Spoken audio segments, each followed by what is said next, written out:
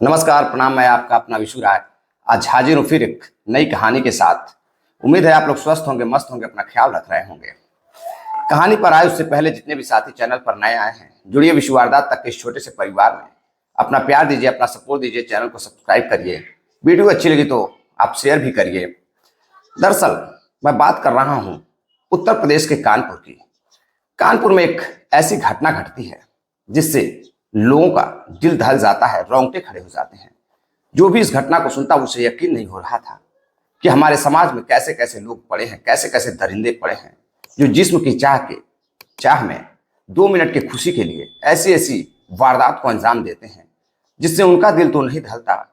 वारदात को अंजाम देते वक्त वह तो नहीं कांपते, लेकिन जिस घर में वह वारदात होती है, जिस माँ बाप के साथ वह वारदात होती है, जिस बहन बेटी के साथ वह वारदात होती है, वह जरूर टूट जाते हैं, वह जरूर कांप जाते हैं। उनका सब कुछ बिखर जाता है, खत्म हो जाता है। कानपुर में एक थाना लगता है, काकादेव थाना। काकादेव थाना के अंतर्गत एक कॉलोनी आती है। उसी कॉलोनी में एक पति पत्नी अपना घर छोड़कर शहर जाते हैं। शहर में पति पत्नी काम शुरू करते हैं, अपना रोजी रोटी का सवाल रहता है। उनके साथ रहती है एक उनकी 15 से 16 वर्षीय बेटी, जिसका एडमिशन कानपुर के काकादेव के पास ही होता है। वहीं वो पढ़ाई लिखाई करने लगती है। पहले तो जो पति पत्नी रहते हैं, पति का नाम अनूप रहता है और अनूप अपने पत्नी को लेकर किराए के एक मकान में कुछ दिनों तक रहता है।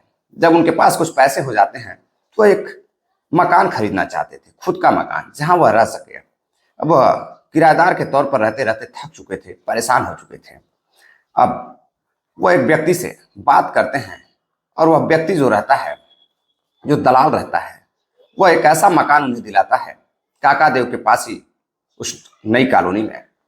जो मकान दो भाइयों के बीच विवाद का कारण रहता है। कभी एक भाई कहता मेरा है, मेरा हिस्सा है, तो दूसरा कहता मेरा हिस्सा है। लेकिन इसी बीच जो अनूप रहता है वह दलाल से मिलकर जिसके नाम से मकान रहता है उससे वह रजिस्ट्री करवा लेता है। अब रजिस्ट्री करवाने के बाद अब दोनों जो दयाद पटदार रहते हैं, दोनों भाई आपस में लड़ाई करने लगते हैं। मामला इधर उधर भी चलता, पुलिस तक भी जाता, सब कुछ होता। लेकिन जब अनूप उसमें रहने लगता है तो दोनों परेशान करने लगते हैं। अनूप की पत्नी के साथ, अनूप के साथ, बेटी के साथ तरह तरह की जबरदस्ती करते, झगड़े करते हैं। आए दिन झगड़े देखकर अनूप और अनूप की पत्नी परेशान हो चुके थे। वह कहते हैं अब तो मकान हमने ले लिया है, लेकर हम तो फंस चुके हैं। लेकिन वहां से अब वह अपनी बेटी को लेकर जल्द ही वहां से निकल जाते हैं और फिर एक किराए के मकान में विजयनगर रहने लगते हैं। कुछ ही दिनों बाद एक लड़की विजयनगर उनके यहाँ आती है अनूप के घर और कहती है कि मुझे आपका कमरा चाहिए। अब लड़की का नाम पिंकी रहता है।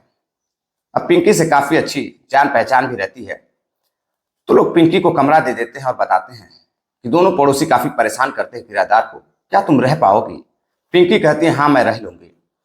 अब पिंकी जो रहती है वो दोनों पड़ोसियों से उनका लगाव रहता है। दोनों पड़ोसी को वह अच्छे से जानती भी थी। अब पिंकी को लेकर कोई भी झगड़ा नहीं होता था। लेकिन इसी बीच पिंकी को एक बीमारी हो जाती है। वह डॉक्टर के पास जाती है तो पता चलता है कि पिंकी को कैंसर हो चुका है। अब पिंकी कुछ दिनों तक कैंसर की लड़ाई लड़ती है, लेकिन वह हार जाती है और उसकी मृत्यु हो जाती है। अब उसकी मृत्यु हो जाती है तो उसी रूम में रहने के लिए कुछ दिनों बाद एक व्यक्ति जो मैनपुरी के कल्याणपुर का रहने वाला होता है, वह जाता है तो एक दुकान पर बातचीत करता है। कहता है भाई मुझे एक किराए का कमरा चाहिए।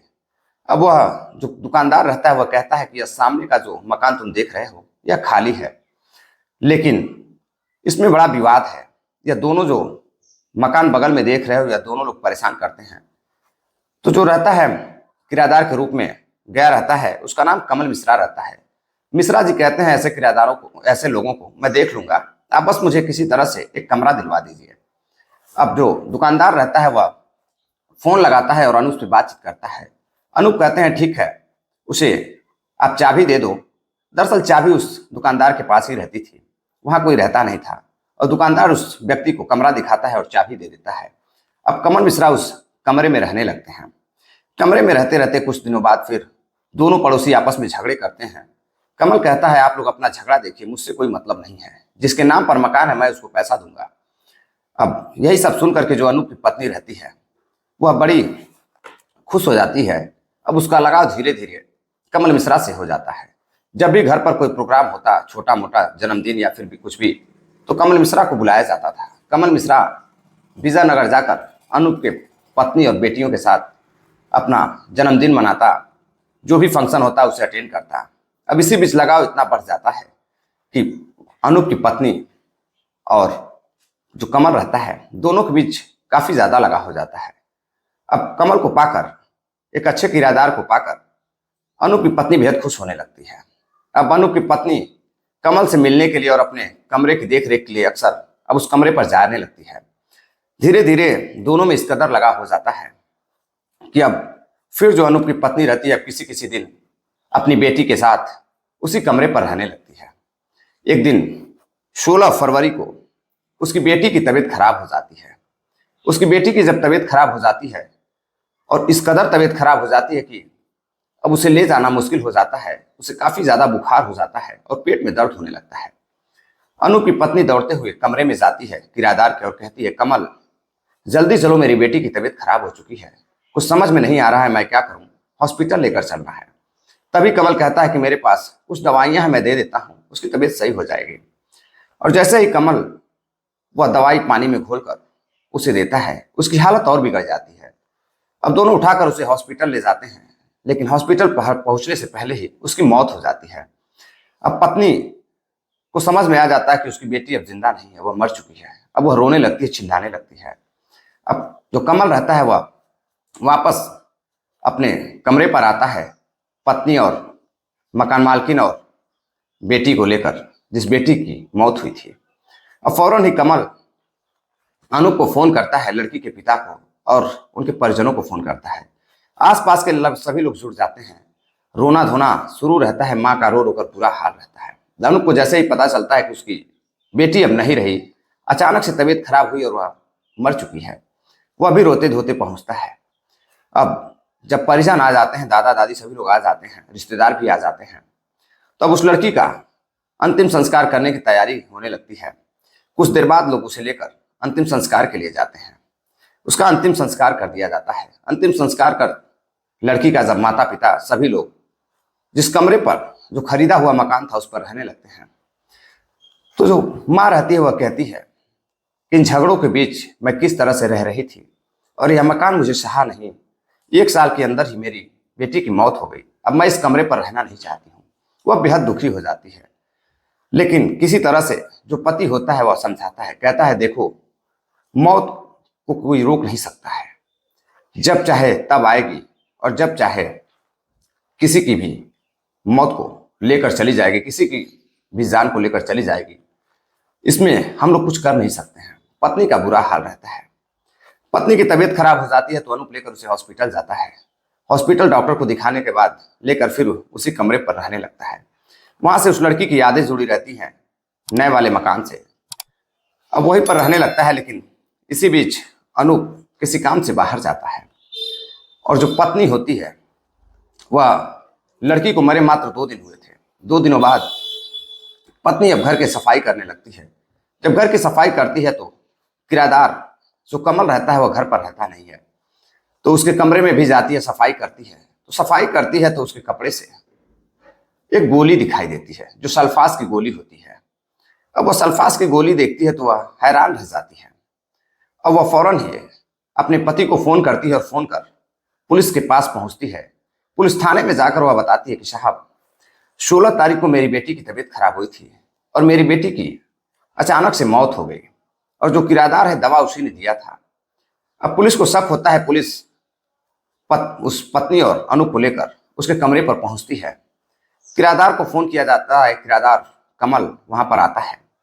कमल से पूछताछ होती है तो पता चलता है कि कमल ने ही उस दिन रात में लड़की को दवा दी थी। अब पुलिस जांच पड़ताल करती है तो पुलिस को हत्या का मामला नजर आता है।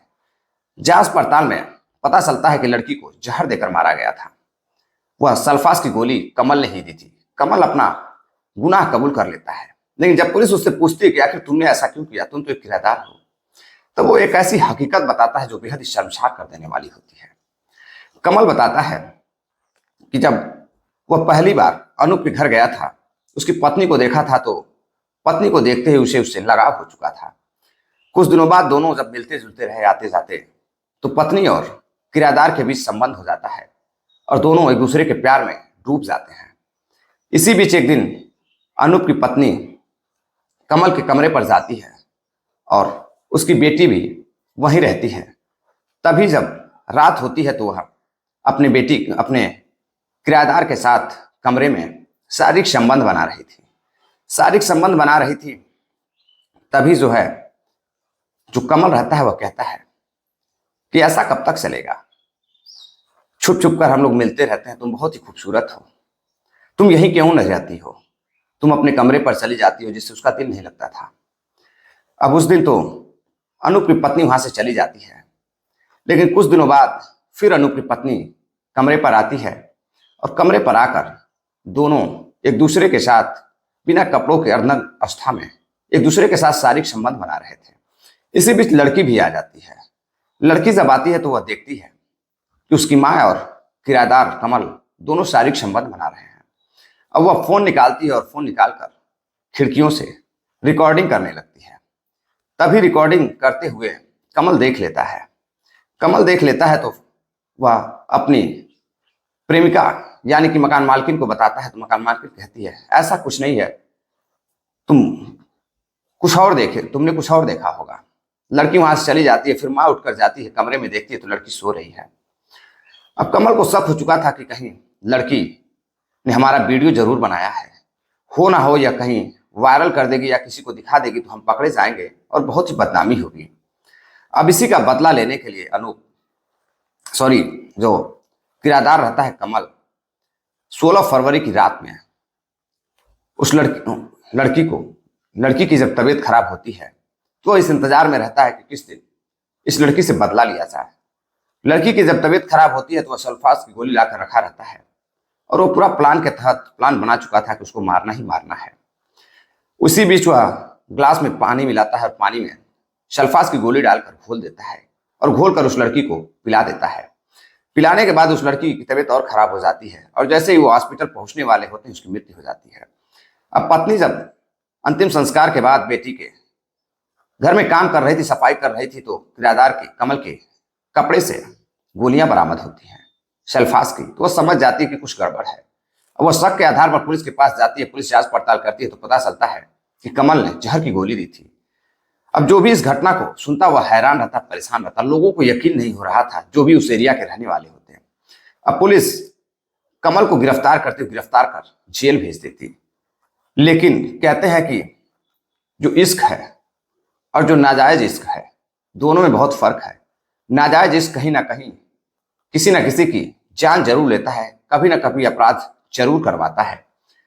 जिस्म के खेल में अनूप की पत्नी और अनूप की एक बेटी चली जाती है और कमल जेल चला जाता है। दरअसल इस कहानी को सुनाने का उद्देश्य साथियों आपको जागरूक करना है, किसी को हैरान करना या परेशान करना नहीं है, बल्कि आपको सावधान करना है। आज चलते चलते कुछ साथियों ने कमेंट किया है जिनके नाम है दिलशाद, हरियाणा के रहने वाले हैं, भोला शाहनी है, गोरखपुर के रहने वाले हैं, गुरलाल सिंह है, फैजल खान हैं, उमेश यादव हैं, पुनीत सिंह हैं, राहुल सिंह हैं। आप सभी साथियों का बहुत बहुत धन्यवाद जो आप इतना प्यार सपोर्ट करते हैं। बहुत सारे साथी कमेंट करते हैं कि सर सिर्फ इस तरह की कहानियां ही आप क्यों लेकर आते हैं। दरअसल हमारे चैनल पर आप जाएंगे तो बहुत सारी वीडियोस पड़ी हैं जो बहुत ही अच्छी अच्छी मोटिवेशनल वीडियो भी हैं, आप देख सकते हैं। आज इस घटना को मैंने सोचा कि आपको सुनना चाहिए, क्योंकि यह घटना ही कुछ ऐसी है और इस घटना से लोगों को जागरूक होना चाहिए। चलते चलते आप सभी साथियों को एक बार फिर से नमस्कार, जय हिंद।